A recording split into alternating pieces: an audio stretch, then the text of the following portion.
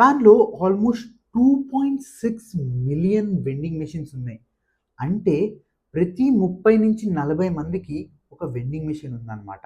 But vending machines మన ఇండియాలో మనకు గుర్తొచ్చేది ఏదన్నా మాల్స్‌కెళ్తే, లేదన్నా ఆఫీసెస్‌లో అలాంటి దగ్గర మాత్రమే మనం వెండింగ్ మెషిన్స్ చూస్తాం. బట్ అసలు మనము మన పబ్లిక్ ప్లేసెస్‌లో గానియండి, స్ట్రీట్స్‌లో గానియండి, ట్రైన్ స్టేషన్స్‌లో అక్కడ అంతగా ఎందుకు చూడట్లేదో తెలుసా? సివిక్ సెన్స్ వలన. అంటే మన పాపులేషన్ ఎక్కువ ఉండడం వలన, అది కాకుండా మనలో చాలామంది సివిక్ సెన్స్ లేకపోవడం వల్ల. ఎందుకు అంటే వెండింగ్ మెషిన్‌లో ఉన్న సామాన్‌తో పాటు వెండింగ్ మెషిన్‌ని గూడా తీసుకెళ్తారు.